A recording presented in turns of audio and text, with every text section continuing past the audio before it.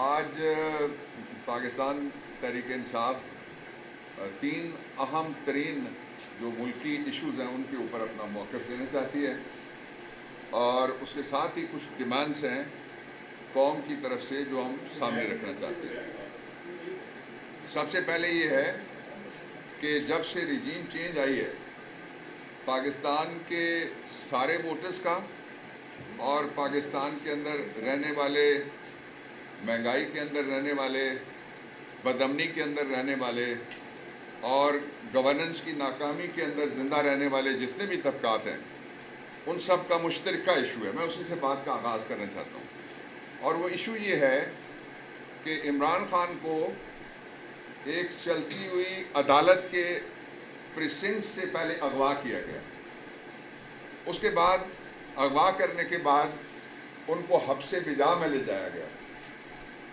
حبس بجا میں عدالت کی انٹرونشن ہونے کے بعد بھی ان کو گرفتار کیا گیا، اور گرفتار کرنے کے بعد ان کو قید تنہائی میں ڈالا گیا۔ پھر اس قید تنہائی کے اندر کی جو تنہائی تھی اس میں اضافہ کرنے کے لیے سب سے پہلے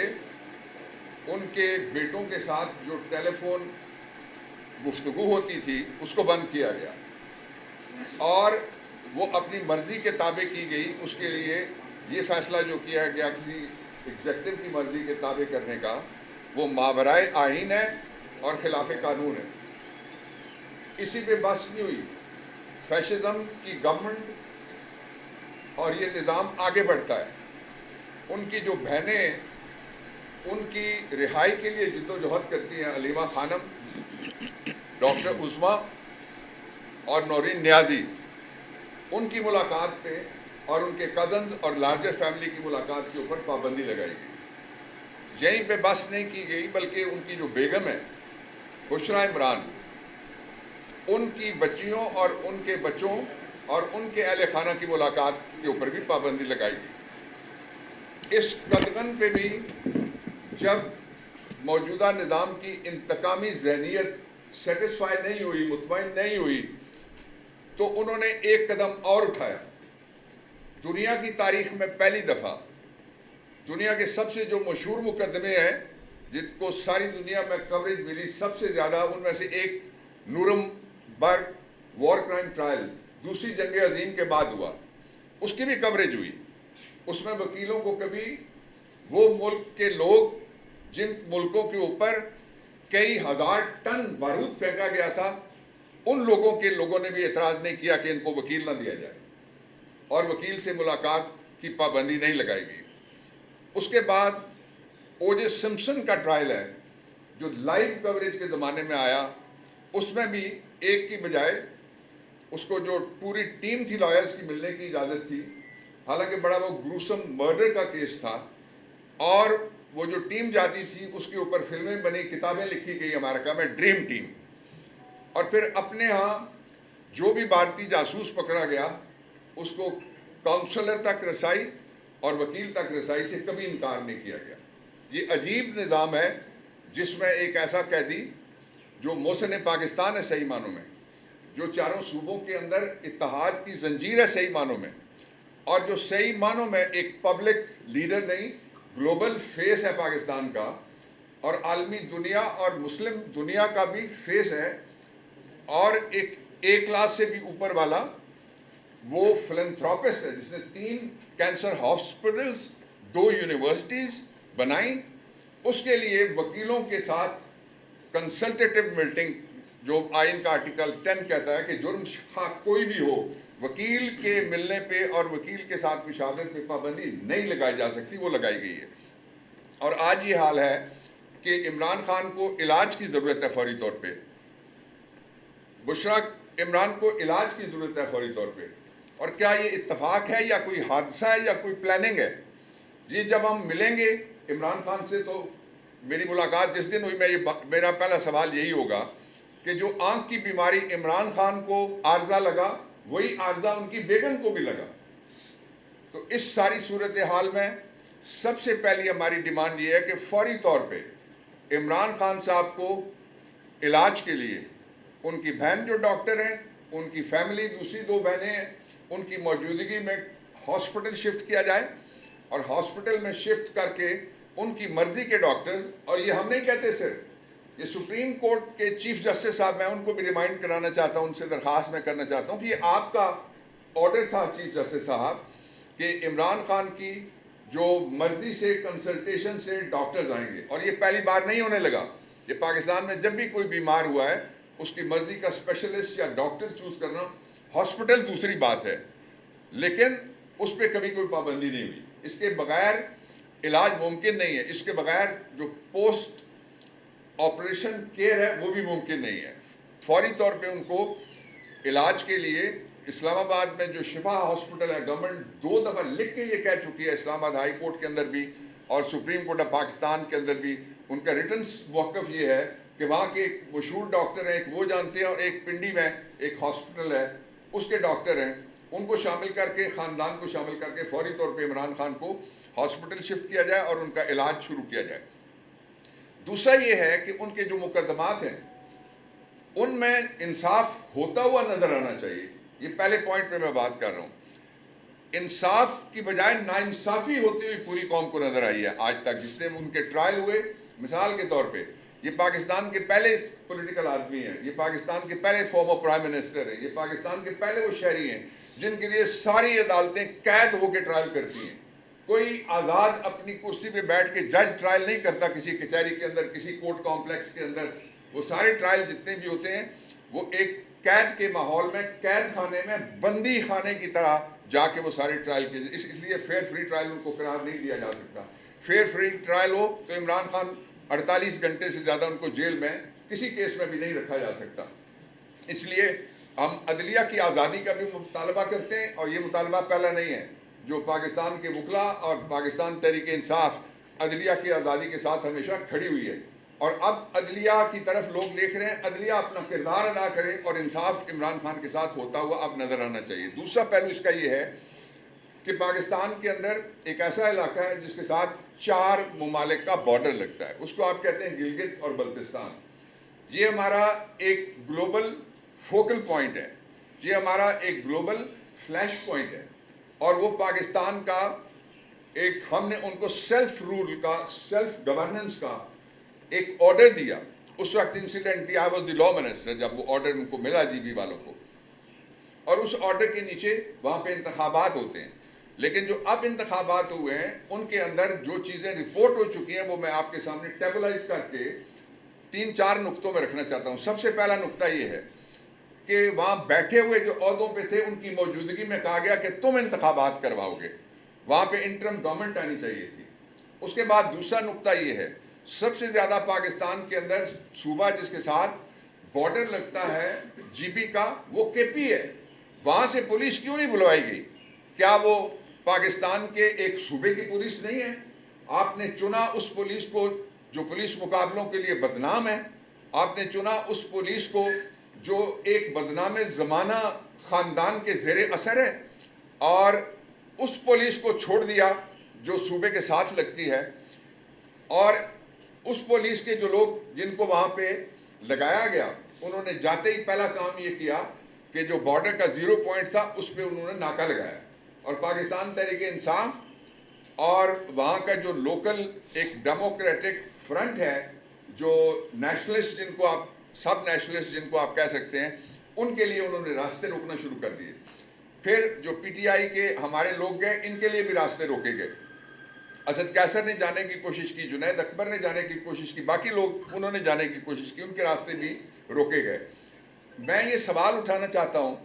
کہ مجھے وہ قانون بتا دیں، آپ الیکشن ایکٹ 2017 کے اندر بتا دیں،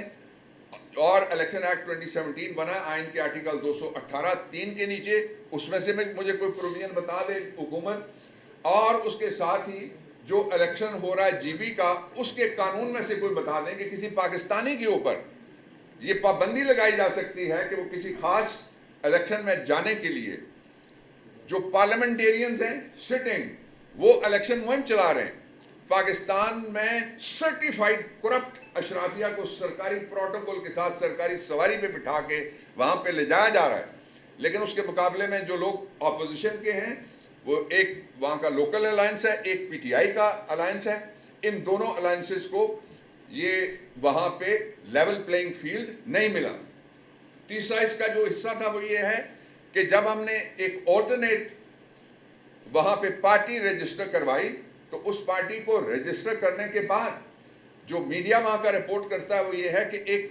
واٹس ایپ گیا الیکشن کے کسی ذمہ دار کی طرف سے، اور اس کی وجہ سے الیکشن کے ذمہ دار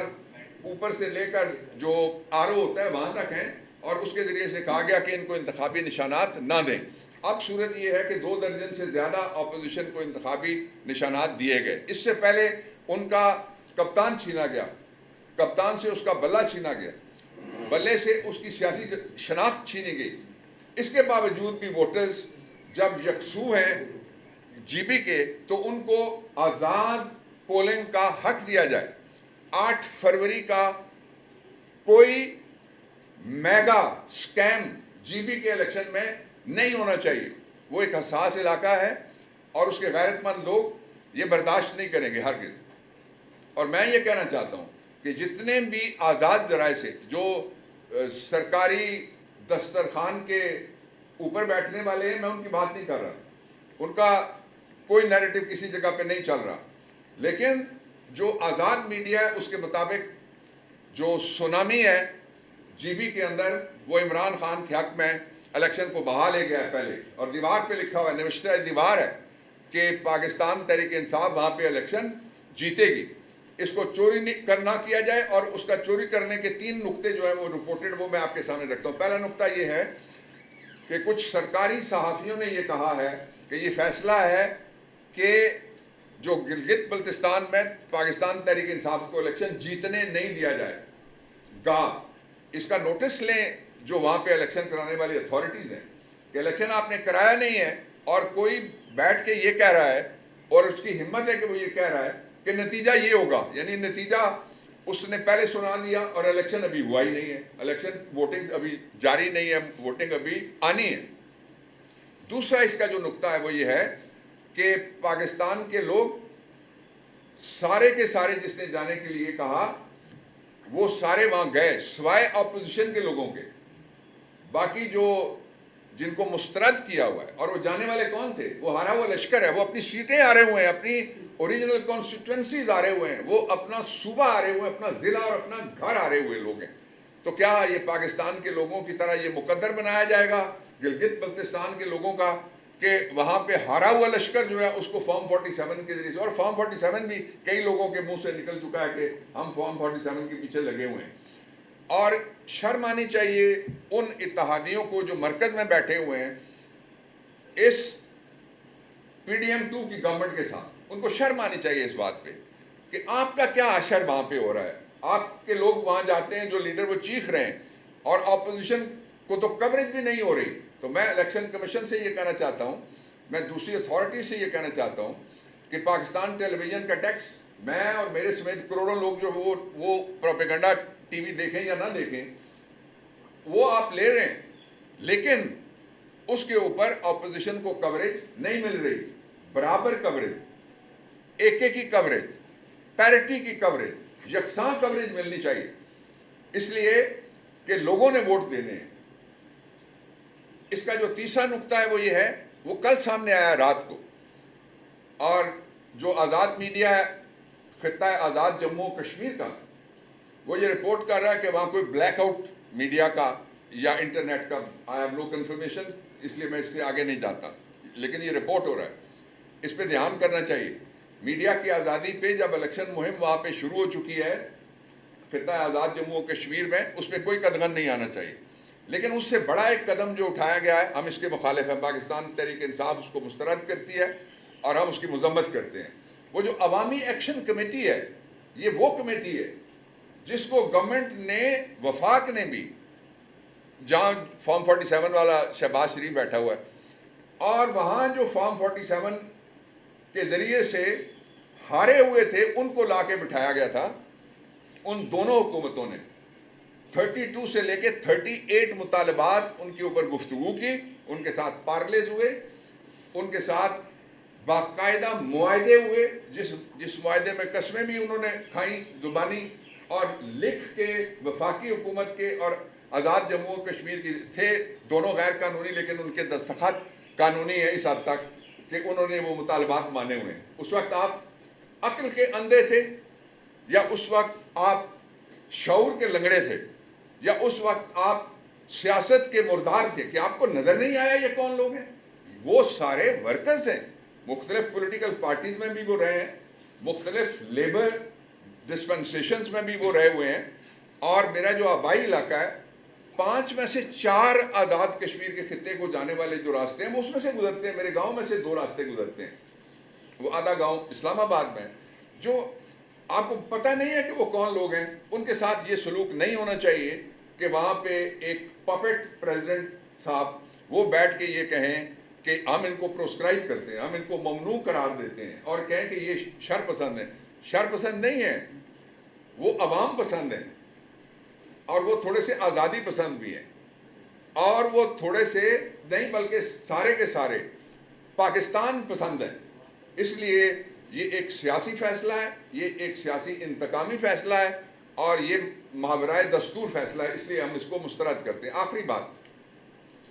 جو اس وقت پاکستان کے اندر بجٹ آ رہا ہے، بجٹ کے بارے میں گورنمنٹ آن ریکارڈ ہے خود، وہ کہتے ہیں یہ بجٹ ہم سے بنوا رہا ہے ایک بینک جس کا نام ہے انٹرنیشنل مانیٹری فنڈ، اور اسی طرح کے بینکوں کا ایک ملازم ہے جس کو بجٹ بنانے پہ لگایا گیا۔ اس لیے عوام کو اس بجٹ میں تکلیف مل سکتی ہے، ریلیف نہیں مل سکتا، اس لیے کہ اس سے پہلے جتنا قرض آیا وہ عوام کا کوئی مرض دور کرنے کے لیے، کوئی دلدر دور کرنے کے لیے، کوئی غربت دور کرنے کے لیے، ایجوکیشن میں کوئی جہالت دور کرنے کے لیے وہ نہیں لگا۔ اس میں سے صرف 12 ارب روپے کے جہاز آیا ہے، اور وہ سارا ان کے جو فیشنیبل ایک بیکاریوں کا گروہ ہے، ان کے نخرے اور ناز اٹھانے پہ وہ خرچ ہو رہا ہے۔ فوری طور پہ جو گورنمنٹ سپینڈنگ ہے اس کے اوپر اگر پابندی نہیں لگا جا سکتی تو ساری دنیا میں ساری زندگی قیامت تک قرض دیتی رہے تو ہم قیامت تک اسی قرض کو کہتے ہیں ویشیس سرکل، کہ یہ بدی کا ایک چکر ہے جس کے اندر ہم معاشی بدی کا اس کے اندر ہم گھومتے پھرتے رہیں گے۔ اس لیے پاکستان کے لوگوں کو فوری طور پہ آزاد کیا جائے، ووٹ ڈالنے کے لیے آزاد جموں کشمیر کے علاقے کے لوگوں کو آزاد کیا جائے، اور خاص طور پہ جو انتخابات اب چند گھنٹے ان میں رہ گئے ہیں جی بی کے اندر ہونے والے ہیں، ان کے اندر جن کو ووٹ ملیں، جس کے حق میں ووٹ ڈالے جائیں، اس کا نتیجہ فارم 47 میں لکھا جائے، اور جو ووٹ گننے والے ہیں ان کا نتیجہ فارم 47 میں نہ لکھا جائے۔ میرے ساتھ 2 لشکر کے ساتھ جاتے ہیں، ان کو بھی ہر طرح کی آزادی ملتی ہے۔ آزاد کشمیر میں ہونے والے اقدامات کے حوالے سے عوامی ایکشن کمیٹی کے ساتھ ہے، یا ان کے جو معاملات ابھی چل رہے ہیں اس کو کس حد تک سپورٹ کرے گی؟ Thank you. یہ سارے جس طرح سے آپ جانتے ہیں کہ پاکستان میں اس وقت صرف ایک آزاد شخص ہے جو قید میں ہے، اور جتنے اپنی ضرورتوں اور پیٹ کے قیدی ہیں وہ سارے مہم چلا رہے ہیں، کوئی جی بی میں جا کے چلا رہا ہے پی ڈی ایم 2 کی گورنمنٹ اور اس کے حواریوں سے، اور کوئی لوٹنا چاہتا ہے الیکشن اسی طرح سے آزاد جموں کشمیر کا۔ میں نے آپ کے سامنے 2 باتیں رکھی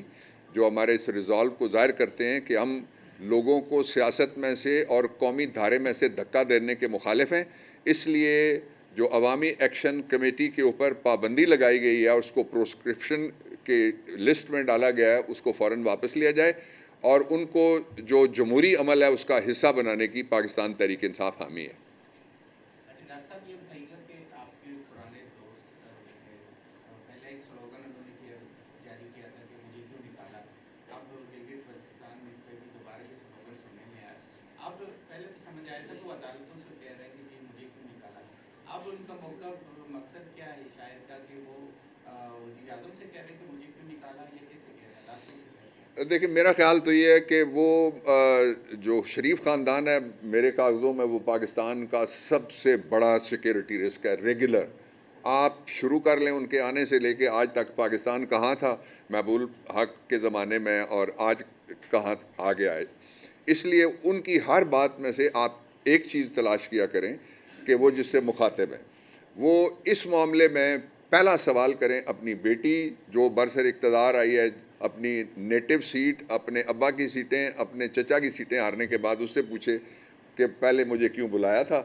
اور اب مجھے کیوں نکالا ہے۔ اور دوسرا سوال ان کا بنتا ہے جو فارم 47 والا، پرائم منسٹر چھوٹا بھائی ہے، کہ امید پاکستان کے اشتہار تو تم نے میرے چلائے تھے اور تم کس طرح سے امید پاکستان کی جگہ لے سکتے ہو؟ یہ سوال ان کا خاندانی ہے۔ Thank you.